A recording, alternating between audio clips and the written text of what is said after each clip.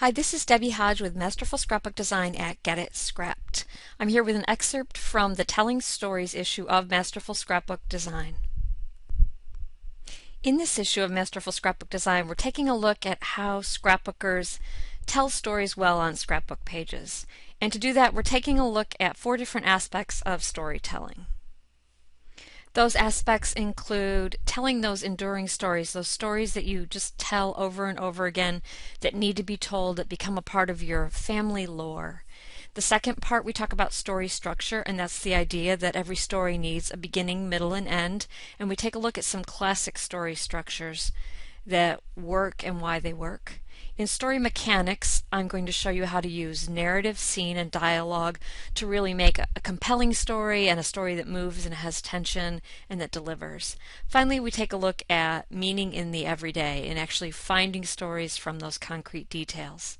In this excerpt, I'm going to focus on story structure and show you 2 layouts that do a fabulous job of incorporating an effective beginning, middle, and end. Scrapbooking a story means telling about a particular event, which might take place within a few minutes or over a longer period of time. In this telling, there's going to be characters, you included, and these characters will be on stage doing and speaking as something of note happens. Aristotle said it first, and storytellers have been paying attention ever since. A story needs a beginning, a middle, and an end. The beginning. Figuring out where to start your story can often be the toughest challenge.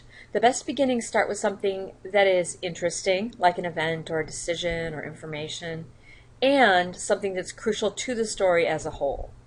I often find the best way to start is to write the whole piece and then go back and lop off the first few paragraphs, which often end up being warm-up practice.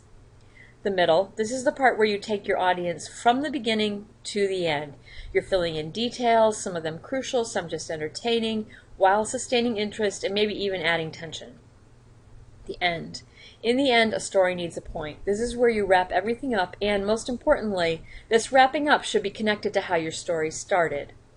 Amy Kingsford's Chick Flick is a wonderfully structured story. So here's the journaling on Chick Flick. I've never been what most people would call a girly girl. I've always gotten along better with boys. I hate shopping for clothes and I loathe the color pink. But when it comes to a good old-fashioned cry-your-eyes-out love story, I'm game. And because you love me, so are you. You sat through the likes of The Notebook and Last Song, through A Walk to Remember and Message in a Bottle without a single snide remark. But Dear John is apparently where you draw the line. As we sat back and watched the movie together on our couch, I could tell something was bothering you, so I asked, "Did you want me to go back?" Thinking you'd missed something. "No," you replied. "I guess I'm just wondering why all these movies are the same." I'd never really thought about it before because the movies themselves were all very different to me, but they were in fact each adapted from books by Nicholas Sparks. And to tell you the truth, I was somewhat impressed that you would even pick up on something like that. When The Lucky One hit the theaters, I begged you to go. You were reluctant but agreed on one condition, as long as that Nicholas Sparks character didn't write it. I assured you that he did not, so we called the sitter and bought the tickets. As the movie ended, I wiped the customary tears of joy from my face, while you fought back the urge to poke fun, and we both looked up at the screen just in time to see the words, "Adapted from the novel by Nicholas Sparks." In my defense, I really didn't know. Notice how paragraph number 1 does a big picture intro to Amy's own personality, and then paragraph 2 sets up the context of her story, her husband's past attendance at chick flicks. In paragraph 3, we move into the story middle, with indication that something's off in the development of what's going on. Amy enriches the story for 2 more paragraphs, giving us a good sense of her characters, herself and her husband, and their history together on this topic. When the final pieces of the story roll in, we're prepared and sympathetic to both parties and ready for a good smile. It's a great story ending. Of the page, Amy says, "The story in my page Chick Flick has a little something for everyone. Humor, love, and a big I told you so moment. The story is both a thank you and an apology to my husband for all of the chick flicks that he has and will endure during our life together." Emily Pitt's Being That She Was His Sweetheart is another scrapbook page with a well-structured story that has a definite beginning, middle, and end. Emily used third-person point of view and an old-fashioned approach to language on Being That She Was His Sweetheart. The viewer is immediately prepared to settle in for a good story. As you read the journaling, pay attention to how the beginning prepares you for the story to come, how the middle develops in the reader a real affection for the characters, and how the ending delivers a satisfying conclusion. The journaling goes like this. On a lovely spring day in May, a boy stopped by his sweetheart's apartment and asked her if she'd like to go on a walk with him. Being that she was his sweetheart and enjoyed spending time with him, she thought that was a delightful idea.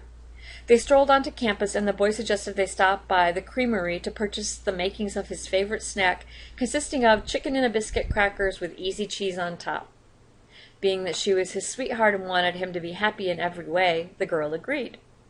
With the snack parts in hand, the boy and girl walked to the balcony of the law building to enjoy their snack. Being that she was his sweetheart, the girl began to note the tiniest bit of nervousness in the boy and became convinced that something was up, but she played along with the boy's plan. As the boy began to make the snack, he got down on one knee, handed the tasty chicken and a biscuit cracker with a fancy swirl of cheese on top to the girl. Being so nervous, he forgot to stand a certain ring up in the cheese swirl and said to the girl, "Em, will you marry me?" Being that she was his sweetheart and loved him very much, she responded, "Of course, I was hoping that was what this was about." The boy, being much relieved, kissed his sweetheart, made another cheese cracker for himself, and that was how their happily ever after began. Of this page, Emily says, "This is a story of how my husband proposed to me. We were poor college students and had already decided to get married and gone ring shopping, but had to wait for the rings to be officially engaged. My husband had gone to pick them up. I didn't know this, and this is how he asked me to be his wife. I set this up as a little story with repetition of the phrase, being that she was his sweetheart, to add a bit of playfulness to the narrative. I wrote this phrase out in my cursive, although it's not as noticeable as I'd hoped, but you do catch it when you actually read it. I had tried a number of different designs for the journaling, rearranging it in Photoshop, thinking a computer-printed block would be best, but I couldn't get anything to work. I decided because it was our story, it would be best served in my own handwriting. I think it worked well.